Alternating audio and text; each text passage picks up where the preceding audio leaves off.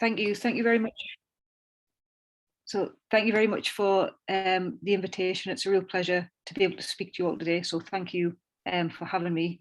I appreciate with the time difference, it's very late at night, certainly for you people in Japan. So thank you for making the time on a Friday night to tune in. I really appreciate that.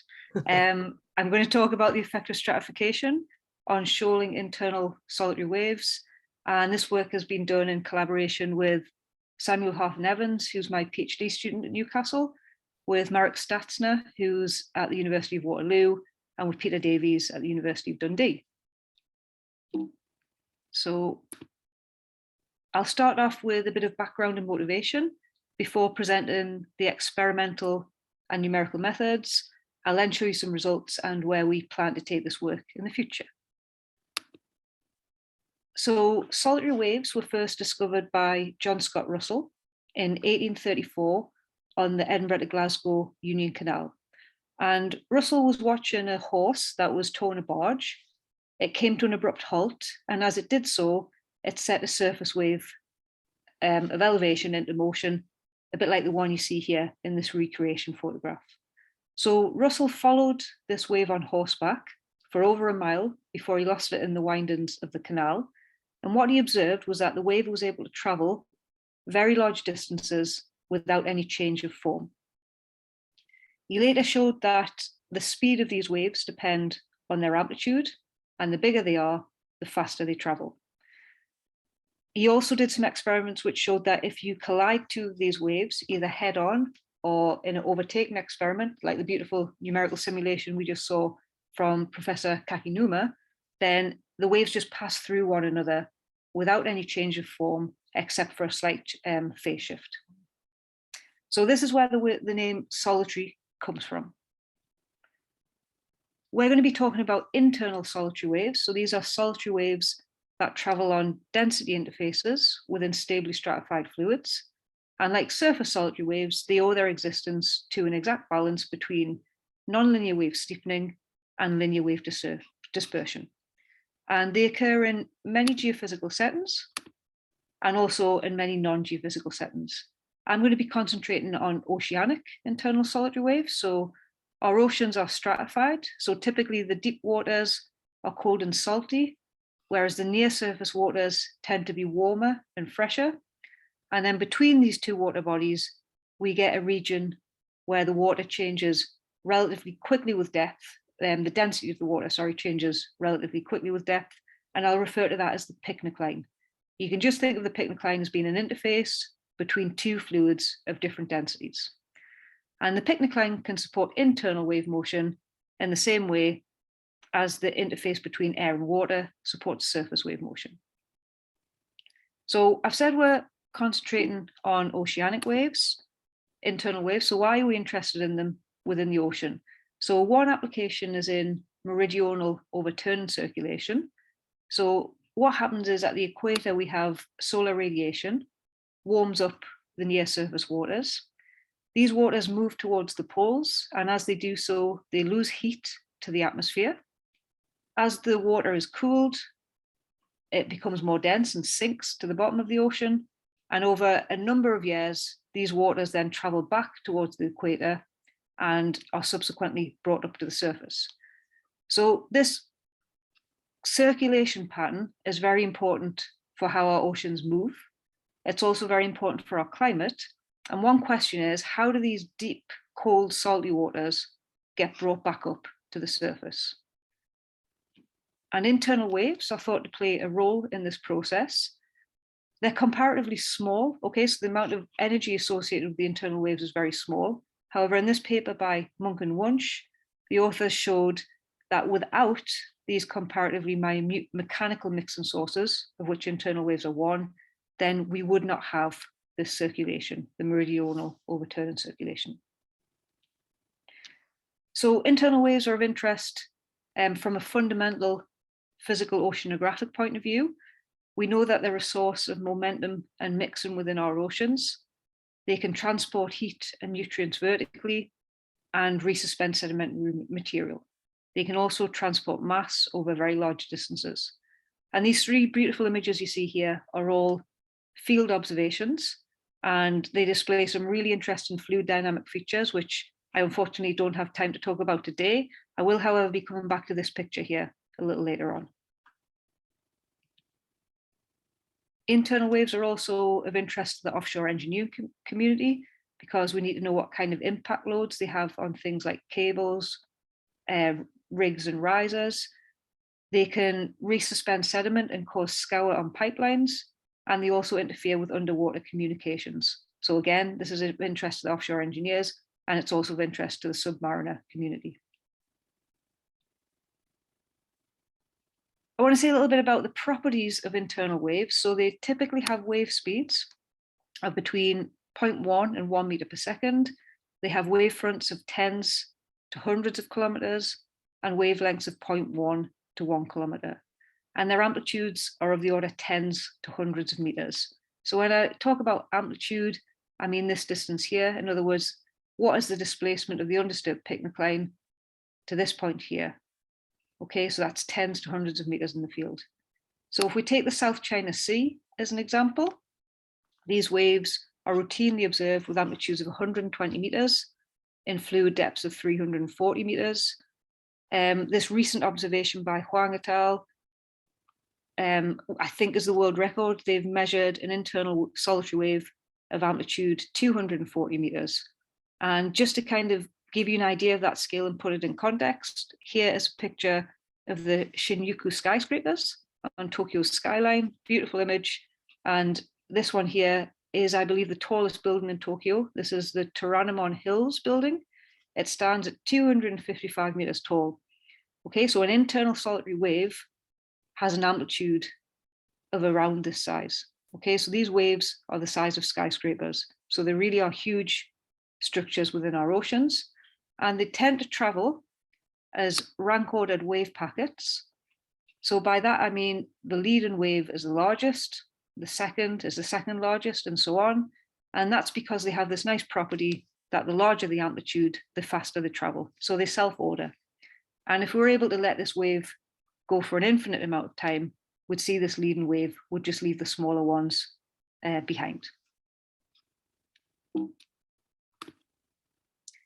So as the internal wave disturbs the pycnocline, it induces a current at the free surface, and this causes a disturbance at the free surface. So it gives rise to regions of rough and slack water, and we can observe this from space. So these images are all taken from NASA's website, so they're satellite photos. The first is the Lombok Strait, just off the coast of Indonesia. The second is Hainan Island in the South China Sea, and the third is the Strait of Gibraltar. And in all of these images, if you look closely, we can see bands of light and dark patches on the surface of the ocean. So what we're looking at here, it is a surface disturbance, but it's due to the internal wave motion that's going on subsurface. So using remote imaging and also in situ measurements, we can build up a picture of the global distribution of internal solitary waves. And in this image here, you can see all the places that they've been observed around the ocean, around our world's ocean. So they're very, very widespread. You can also see by looking at this picture that we've got lots of observations along our coastlines. So we expect there to be interaction between internal waves and the continental shelf and slope. And we do have some field observations of shoaling internal waves. So in this first image here, in this top panel, the color scheme you're looking at is optical backscatter. And this observation was made by Moom et al. On the Oregon shelf. You can see a gray line here. This represents a line of constant density. So we can see the wave shape. So we've got an internal solitary wave and it's shoaling from left to right up this linear topographic slope. And associated with the shoaling process, if we look at the bed, you can see this enhanced optical backscatter. So Moom et al. Postulated that the shoaling event caused resuspension of sedimentary material at the bed. In this second image here, which is made by Bogault et al. In the St. Lawrence estuary, again, they observed some enhanced movement in the nepheloid layer, so that's a layer of very fine silt and sand near the bed, and they linked that with an internal wave that was shoaling up the slope. And finally, in this last observation, we are looking at the Tyrrhenian Sea, just off the coast of Italy. This is a satellite image, and you can see on the surface of the ocean, we have a disturbance.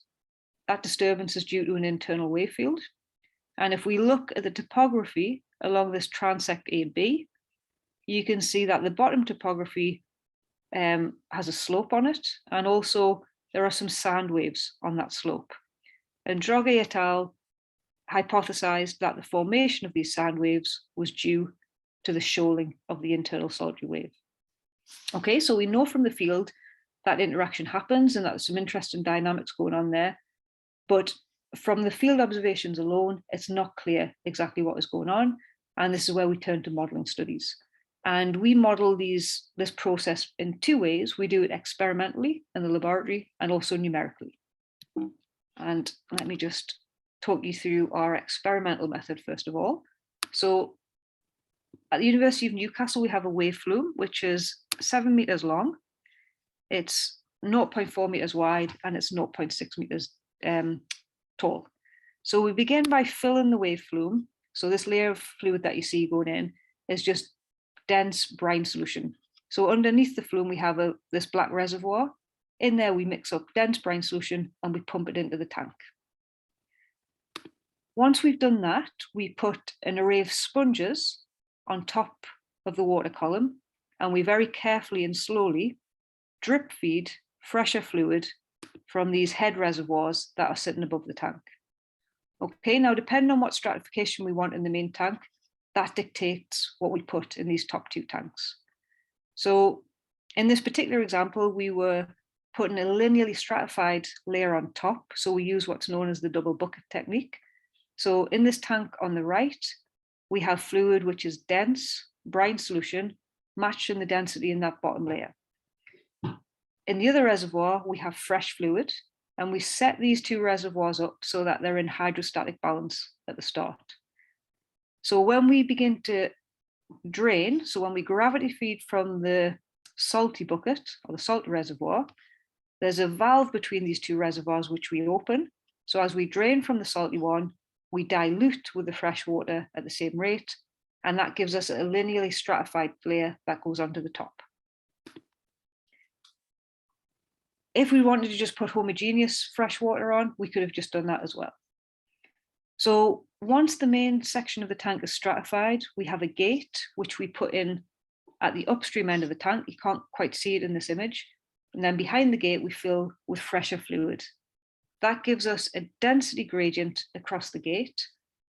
And when we remove the gate, it generates a wave. So in all the results you're going to see today, the wave is generated just by buoyancy, just due to differences in density. There's no mechanical forcing. Above the tank, we have these probes. They measure conductivity. So as the salinity of the water column changes, the conductivity readings change, and that's how we're able to measure the density field. Beneath the tank, we have a light box, and that makes a thin column, a vertical light sheet through the light box, and we view from the side.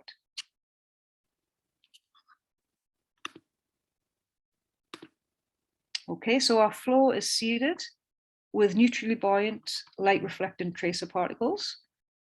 And to measure the velocity field, we use something called particle image velocimetry.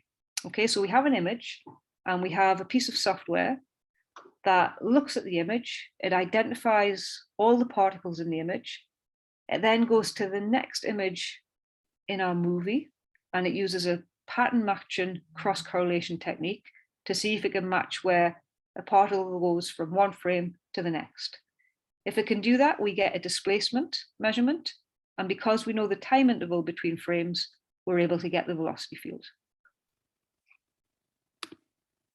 Okay, so here's an example from the laboratory, and let me just explain what you're looking at. So if you observe this in the laboratory, you would just see white tracer particles on a black background. Here we're looking at a false color scheme. So this is just a false color image of that same image. And sometimes we can see a little bit more in this false color scheme. So it's just a false color scheme image, but this is, in the bottom, we've got salty water, and we've got a lot of seeding, a lot of tracer particles here. In the top layer, where we have no seeding, this is just fresh water. And this region here, where you see a congregation of particles, is the picnic line. It's the density interface between these two homogeneous fluids. This is just the free surface. You're looking at a reflection of light off the underside of the free surface. And if I can just play this for you, I just want you to concentrate on the wave-induced flow in the bottom boundary. So you can see as the wave propagates from left to right, it induces a flow in the negative x direction. And if you keep looking closely, hopefully you'll be able to see a flow reversal going right along the bed of the tank. Let me just show you that once more. Okay, so as the wave comes along, the fluid in the bottom layer is accelerated in the negative x direction. It then reaches a velocity maximum under the trough of the wave. And as the wave goes past, the fluid decelerates in the negative x direction, and we see the formation of this jet going right along the bed of the tank in the same direction as the wave. So what's going on here? Let's just think about this schematically. So under the front half of the wave, we have that the flow is accelerated in the negative x direction, and it's subject to a favorable pressure gradient in the flow direction. Whereas under the rear part of the wave, the fluid is decelerated in the negative x direction, and it's subject to an adverse pressure gradient. If the adverse pressure gradient is strong enough, that can cause the boundary layer to separate. When the boundary layer separates by continuity of mass, we must have fluid replacing it here. And we've predicted mathematically where the boundary layer separation point should be, and we've got good agreement with the observation in the lab of where that flow reversal begins. So we believe the formation of this jet along the bottom of the tank is due to boundary layer separation in the adverse pressure gradient region. So this was first predicted actually back in the 90s by Hammond and Reddycop, and it was nice for us then to see it in the laboratory. Larry Reddycop and Pete DMSs have also shown numerically that you can get vortices in the bottom boundary layer. So at this point here, we have an inflectional velocity profile, and that can lead to an absolutely unstable global instability, which manifests itself as a roll-up of boundary layer vorticity and coherent vortices being formed that shed upwards. And we've also observed this in the laboratory now. So in these two movies I'm about to show you, the bottom one, again, is the lab. The top one is the output from the PIV. So you're going to see velocity vectors, and we're zoomed right in on the bed. And this time we're working at a higher Reynolds number, so the fluid velocity is much faster. It's a big mess at the start, but the wave's going past just now. And here, if you watch closely, you can see the formation of that jet. And at the top of the jet, we start to get these vortices forming, which are subsequently shed upwards, and they resuspend particles off the bed of the tank. Okay, so this work was done in collaboration with Peter Davies and also with Preeti Shivram, who I must mention. She was a visiting student we had from Australia, and she did a fantastic job helping us in the laboratory. So that was really nice, because around the same time, there was this beautiful field observation by Quaresma and others on the Western Portuguese mid-shelf. And this color scheme at the top is temperature. So we're looking at the thermocline. And you can see there's an internal solitary wave train present. And this color scheme here represents eco-intensity. And you can see beneath the internal solitary wave, there's resuspension going on underneath. Okay, so I wanted to show you that just to give you an idea of what the bottom boundary layer dynamics are like when we have a flat bed. We're going to use that, or what we've learned, because it underpins what we see when we discuss the shoaling case. So let's see what happens now if we put a linear topographic slope in at the bottom. And Sutherland and others have shown that you can classify the shoaling into different breaking types. So you can have no breaking and you just get a reflected wave signal. You can have surging, collapsing, and plunging. And you get different kinds of shoaling depending on this parameter here, which is the internal Iribarren number. It's just the slope steepness divided by the square root of the wave steepness. And Bogman and others have shown that you get a qualitative change from plunging to collapsing to surging as the Iribarren number increases. If you have very gentle slopes, then you get fission followed by bolus formation. And more recently, Nakayama and others have shown that you can improve the delineation if you also consider the Reynolds number of the flow. So we already know a lot about shoaling. However, all of these studies have concentrated on a stratification where you have a homogeneous bottom layer, a homogeneous top layer, and a relatively thin picnicline between the two. So this kind of stratification is representative of somewhere like the Labrador Sea, but of course, depending on location, where you are in the world, the stratification changes. So if you look at the South Atlantic, for example, the picnicline is much more diffuse than what it is in the Labrador Sea. And if we look at the Arabian Sea, it's more diffuse again. And in the East China Sea, the stratification is almost linear throughout the whole water column depth. So we thought, let's have a look at what happens if we change the stratification. Will that affect the shoaling dynamic?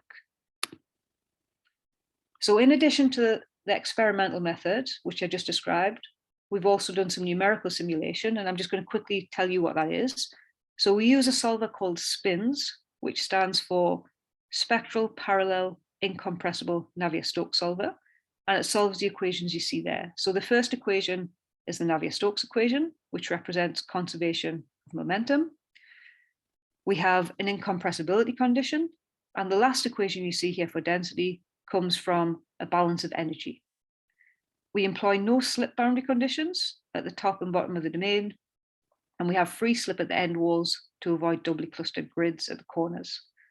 And this numerical method has been developed by Kevin Lamb and Marek Statzner over a number of years. The latest version you'll find here. This is open source, so if anybody wants to use it, it's publicly available.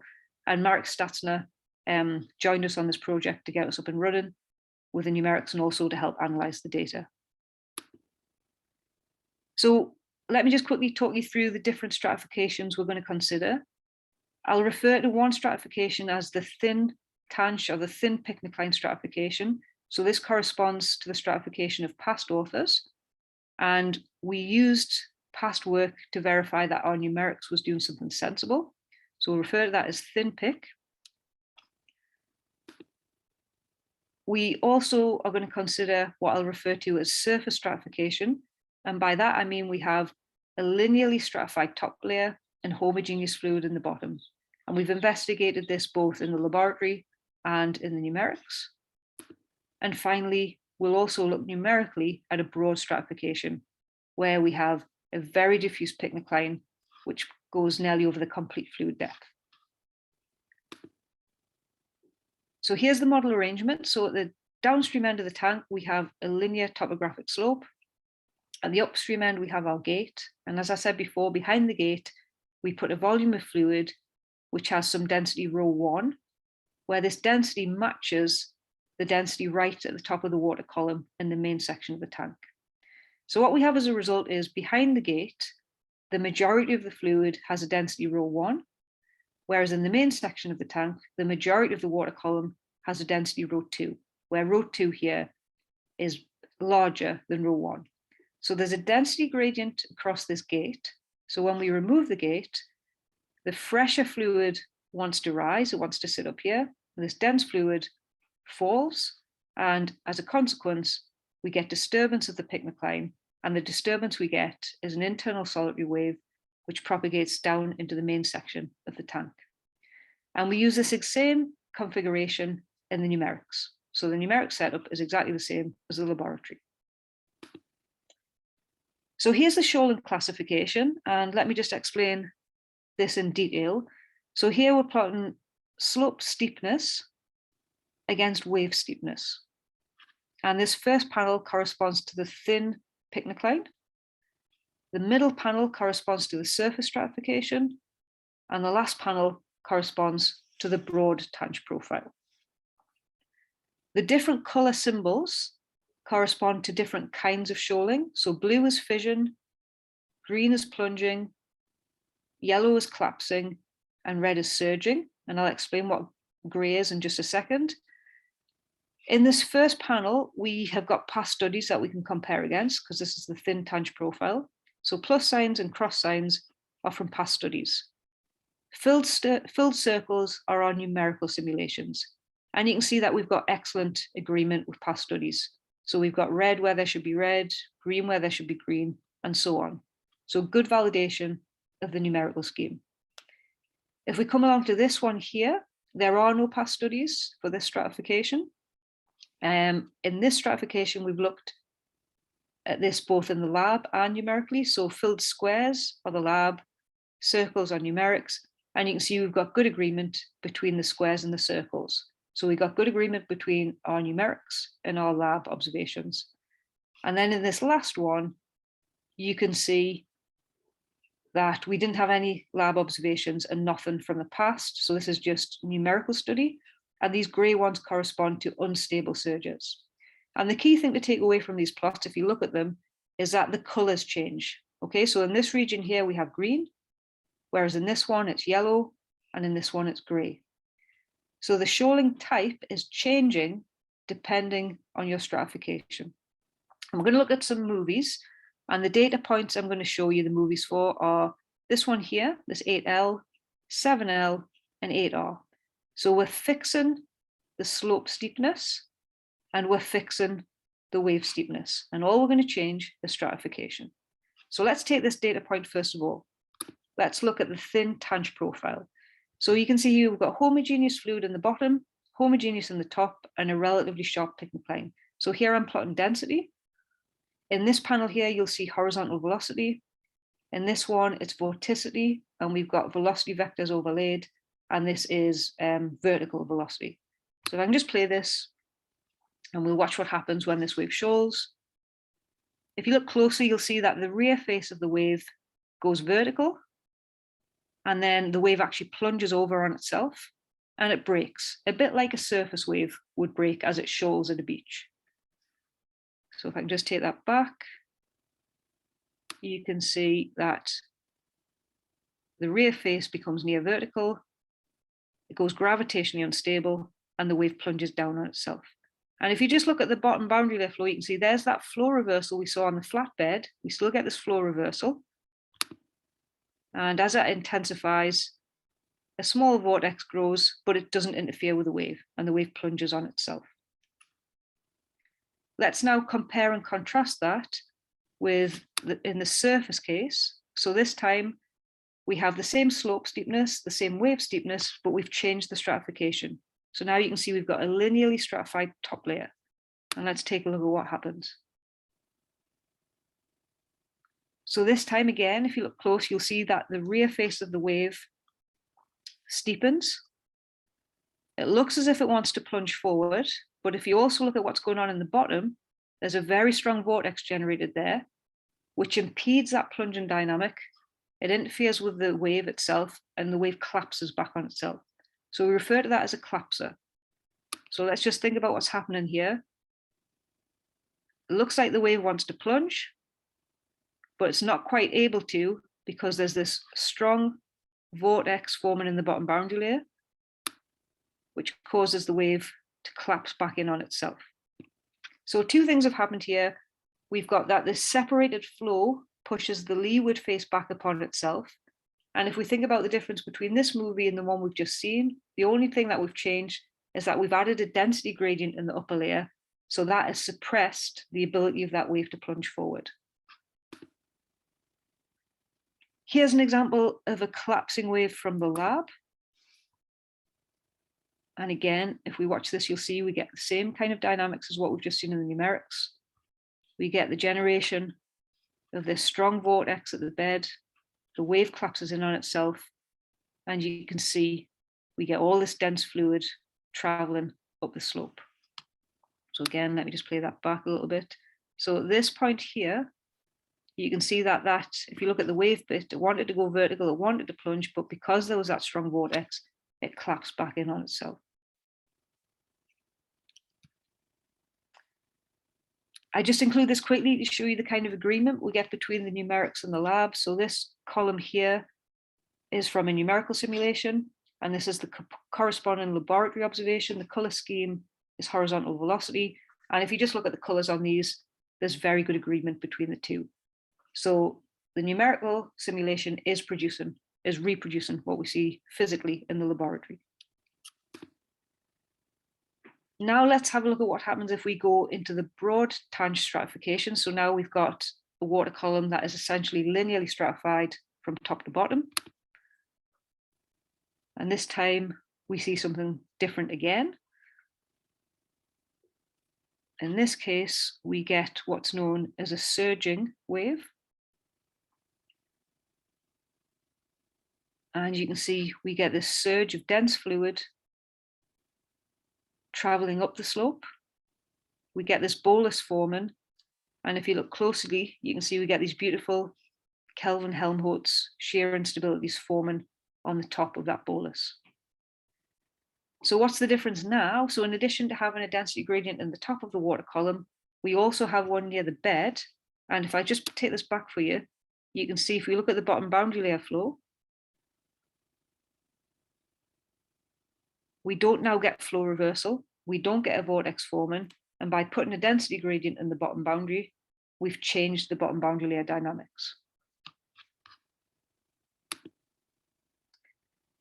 And this image just kind of reinforces what I've just said. So the only difference between these two plots is the stratification. So the wave steepness and the slope steepness are the same. This was the thin tanch case, and we saw that the wave plunged as it showed.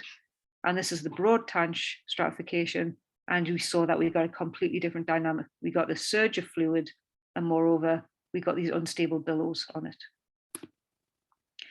If we just look at these surging waves in a little bit more detail, so where am I now in parameter space? We're on this one here, and I'm looking at these different data points. So I'm changing the wave steepness, and I'm just showing that if you have a small wave steepness, you just get a surge of fluid. As you increase the steepness of the wave, we get an instability, and the bigger the wave is, the more of these billows we get forming on the wave. These plots at the bottom, this color scheme is the Richardson number. So the Richardson number is the buoyancy frequency squared divided by the shear squared. If the Richardson number is less than a quarter, that's a necessary condition for instability, but it's not sufficient. But just by looking at these, you can see these are indicative that these billows are indeed due to shear, because where we see these billows, we have these very low Richardson numbers, suggesting that this is KH instability due to shear. So we've also done some 3D numerical simulations to validate the two-dimensional ones. In this bottom panel here, we're looking at an XY transect through this dashed line. And you can see that there's some very small scale features going on in the three-dimensional plane when we have these unstable boluses. And if we just look at this one here, we're plotting lines of constant density. You can see there's lateral variability only developing after the bolus forms. So in this one, it looks like the flow is two-dimensional, but once we get the bolus forming, we do see some variability in this direction. We get these small flow features, which look like low cleft instabilities. And also we see that, so sorry, I should have said the difference between these three, again, is the wave steepness is increasing. And as we increase the wave steepness, we increase the number of KH billows that form. So that's in good agreement with the two-dimensional simulations. Let me now show you an example of a surging wave from the laboratory. So this is now in the surface profile case. And if you look closely, we get the flow reversal, it intensifies, and we get this surge of fluid going up the slope. Note when we have a surface profile, we don't get unstable surges, we only get stable ones. And we just get the surge of fluid that goes up the slope. And this, again, just confirms that in the surging case, we get good agreement between numerical simulation and laboratory observation. So the last example to show you is what happens when a wave fissions. So we're now back looking at a surface stratification, and we're looking at this data point here. So you can see in all three cases, we have blue observations when you have a very shallow slope. So these are all observations of fission, and I'd just like to show you what it looks like. So this time as the wave approaches, as it gets closer to the slope, if you look at the rear face, keep a close eye on it, you'll see that as we get closer to the slope, the picnic line goes in the upward direction, so it ends up higher than its undisturbed height. So we get a wave of elevation formed. And if you look at what's going on in the bottom, the flow reversal is intensified and it grows in vertical extent. And we end up getting a wave of elevation with an associated bolus propagating upslope. This passes through the trough of the original wave, and a second one follows. And if I let it keep playing, we get a third as well. Okay, so it doesn't look like it the way we've plotted it here, but this slope is actually very, very gentle. Aspect ratio has been changed from previous simulations. So for gentle slopes, we see fission, and we see this across all three stratifications. Here's an example from the lab with a very gentle slope. We're limited by the length of the tank, so we can't see as much as we'd like to, but I just want you to concentrate on the bottom boundary layer dynamics. And you'll see in this case, if you look closely, we do get bottom boundary layer flow, which looks a bit like what we've just seen in the numerics. We get 1, 2, 3 boluses forming that propagate up the slope. The wave hits the end of the tank and comes back into the picture, which interferes with things, so we're not able to see exactly what would happen in the lab because the wave is just not long enough for us to put in a really gentle slope. This shows you a comparison between the fission in the surface case and the broad case. There are obviously differences, but essentially in all cases we get these boluses of dense fluid forming at the bottom, which get carried up the slope. So I want to just very, very quickly talk through the energetics. So I won't go into too much detail here, but what we're plotting here is percentage of energy converted due to dissipation is the black line, and due to mixing is the dashed black line. And these blue lines are bed shear stress. So if we look at all of these, you can see that the most energy converted goes to dissipation rather than to mixing. Okay, so the solid black line is above the dashed black line everywhere. In the surging and the fission cases, there's very little mixing or change in dissipation rate. Okay, so the mixing is essentially 0. And if you look at the black line, the gradient barely changes. And what I should have said was where you see these blue crosses, this represents where the wave begins to show, so where it starts to interact with the slope. So in these cases, there's not much change in the gradient there. However, in the plunging and the collapsing cases, you can see there is a change in the gradient. And we see dissipation when the wave break and shoal. If we look at the surging broad case, so this one, so dissipation in this case is similar to that in the surface stratification, but the mixing rate is much higher. And that's because in this case, we had these KH billows. And if you look at the bed shear stress in the surging surface case, so this one here, then you can see it's much higher than when you had the broad one. So this suggests that stratification will affect sediment transport. So just to finish off, let me just summarize our main findings. We've seen that the stratification form affects shoaling classification, that if you add a density gradient in the upper layer, that suppresses the plunging dynamics. So here we had plunging waves, but as soon as we changed our stratification so that we had surface stratification, those green data points became yellow. And if we add a density gradient in the lower layer, then all these yellows disappear and we no longer see collapsing. So the density gradient suppresses the collapsing dynamics because it suppresses the boundary layer dynamics. We saw surging boluses can support Kelvin-Helmholtz instabilities. And on slope steepnesses representative of the continental slope, in other words, on very gentle slopes, we actually expect to get fission regardless of the stratification form. And this work's been published in JFM just recently with Sam, with Marek, and with Peter. And where do we plan to take this in the future? Well, because the fission waves are the ones that are of most interest to the field, we've looked at this in a little bit more detail, and we've been looking at the properties of these dense pulses that form when the wave fissions. And we've just submitted a paper to environmental fluid mechanics on that. We've also looked at what happens if you put some roughness on the slope. So that work's busy, where that's in preparation at the minute. But basically, this is the most dramatic case we've seen. And you've seen that the wave can actually change its shape. It feels the bottom, it feels that roughness. But if you look at the dynamics, actually, they're remarkably similar, even though we've got this very strong roughness parameter on there. So apologies, I suspect I've gone over. I will stop talking and welcome any questions if there's time. Thank you. Thank you very much, Dr. Carr. Very impressive presentations, very impressive. Thank you very much. Okay, and now let's open questions and comments. Do you have any questions or comments?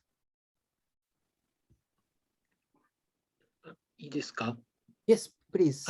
Okay, thank you for your nice and stimulating presentation. Yeah, I enjoyed it. And I have one question.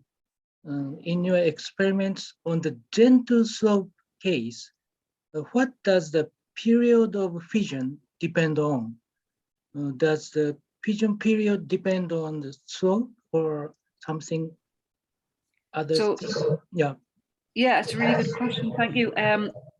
So we haven't necessarily looked at how the slope steepness changes the period of the fission. We need to do that. But if I can just show you again, what we have looked at is how the stratification changes the, is it this one? I got it. So here the stratifications change. So this is the surface stratification, and this is the broad tange profile. And you can see here we get like 3 boluses forming, whereas in this case it looks like there's just 1.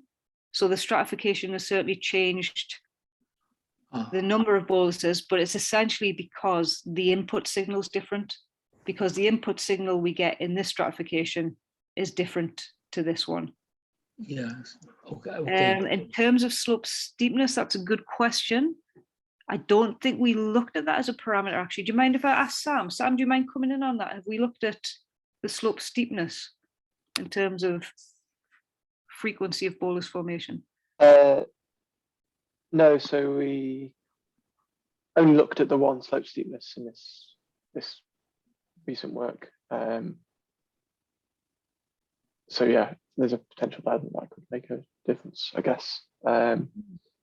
Just in terms of the computational domain, it becomes tricky the longer you make it. So yeah, so that the we weren't shallower, really able to do less steep slopes. So we've got the kind of the steepness we've looked at so far already has a very, very long computational domain. So if we wanted to make it shallower, we'd have to go longer, which would be even more numerically expensive. It's maybe something worth doing with some rough runs, or Sam. It's a good point. Thank you, Professor Kakinuma. Yeah, it's very interesting. Yeah. So for example, the fission shape are different on the conditions, and the height of the fission are different. So perhaps it depends. It gives something to the sedimentation. Mm. Yeah. Thank you. Yeah, it's a good point. Thank you.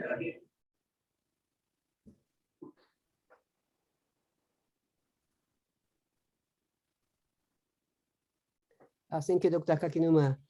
Any other questions?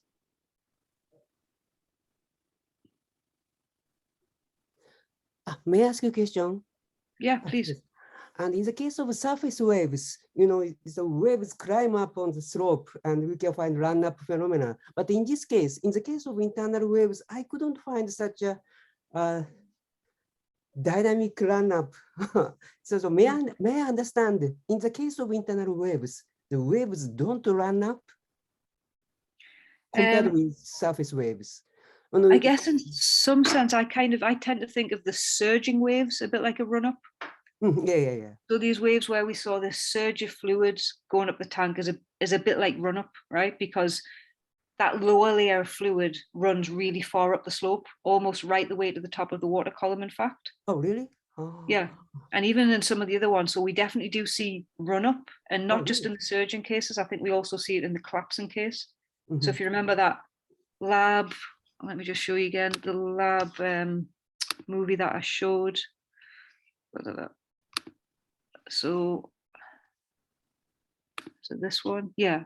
So if we just look at this one, for example, this is actually a collapsing wave. But Mhm. if you look at the fluid in the bottom layer, initially it gets dragged down, Mhm. but then because you've got this strong vortex forming, this Yes. then has momentum which carries it up the slope, Mm. and you get this dense fluid being carried up much higher than where it was originally in the water column. And this one actually gets right the way up to the top of the slope. Okay. It's really run up. Yeah. Okay, thank you very much. So the meaning of the collapsing is different between surface and internal waves. So the Yeah, physics is much different. I think so. So I'm not. I have to admit I don't know what the definition is of a collapsing surface Yeah. wave, but I think the definition of a collapsing internal wave is that you have, if you look at the boundary layer dynamics, you have this flow reversal, which gets really intensified, and then you have this strong vortex forming, which then interferes with the picnic line and causes the wave to collapse back on itself. Thank you.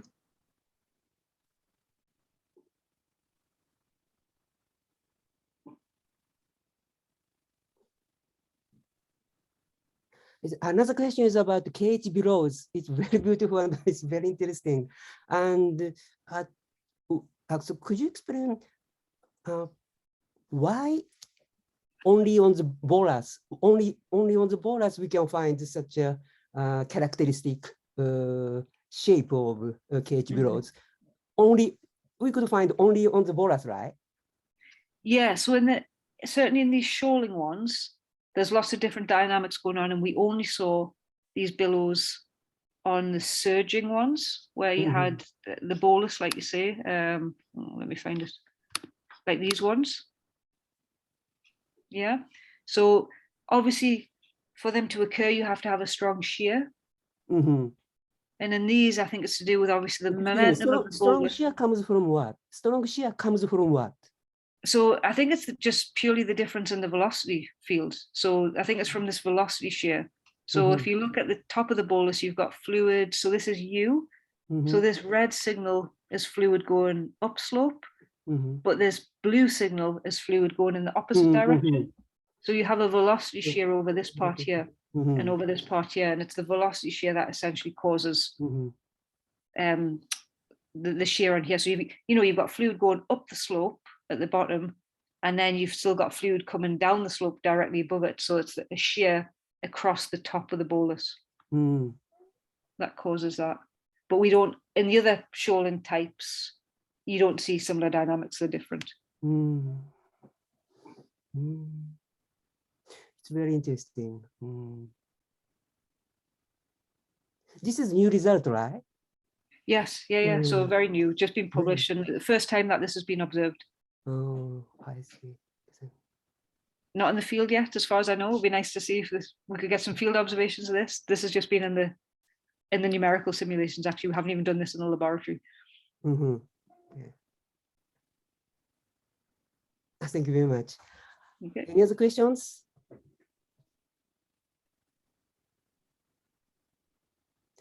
Okay, thank you very much again, Dr. Carr and Sam. Thank you very much for joining us today. You're welcome. Our pleasure. Thank you. Thank you very much.